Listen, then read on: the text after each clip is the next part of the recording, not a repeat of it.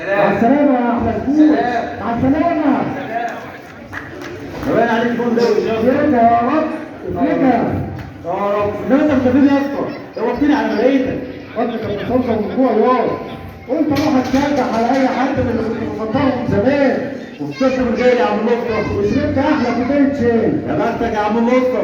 المهم بقى عايزك تعمل دلوقتي الزبون ده عشان باينه متريس الشكل يطلع كويس. خلينا نقبض ونغير. يا سلام، ده انا هعمل له احلى بالوصف ما حصلش. يا ابو زي الحال يا رب. بس باين عليه كله مش فعلا. قوي شكله كده البيت وحشه. لا لا ان شاء الله يطلع. نعم. انت فاهم حاجه يا عم مصطفى؟ بتقول بنجوري ودي خدناها في النضاره امتى يا اسطى؟ بنجوري يعني بتسامح يا مغفل. امور يا باسم. هي دي ورشة الأسطى سامح بتاع البراويز؟ هي ورشة النص السابع بتاع البراويز. تشربي شاي؟ لا. طب اجيب لك قهوة؟ لا. يبقى واحد عناب ساقع. بسرعة يا واحد عناب طيارة. اوامر يا اسطى.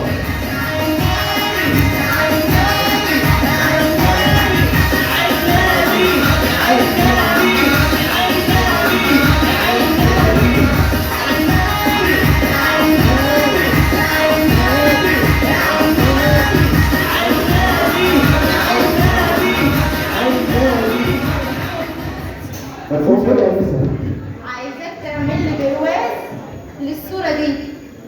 بس كده من عينيا الاثنين. احلى بالجواز لا احلى. الله، ده شاب زي القمر، ربنا يحميه. الله يرحمه. يا ساتر يا رب، لا اله الا الله. هو كان جوزك؟ لا، كان خطير لا حول ولا قوة الا بالله. شكله كان غالي عليك قوي. جدا. ده كلمة غالي دي شوية. يا ساتر يا رب، ربنا يصبرك على مولاني. ايه ده دايما من وجه الله. بص يا أستاذ سامح، عايزاك تعمل لي برواز مطلب مية الدهب. كلفه زي ما أنت عايز. المهم أستلم منك برواز مالوش مثيل. من عينيا الاثنين. احلى بالوقت ده. حضرتك هتعوز كام؟ لا كان ايه بقى، وانت في الحاله دي مش هينفع. اما نخلص البرواز نبقى حضرتك نبقى نتحاسب. طب أجيلك إمتى؟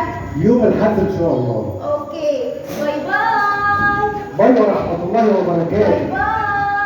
باي ورحمه الله وبركاته.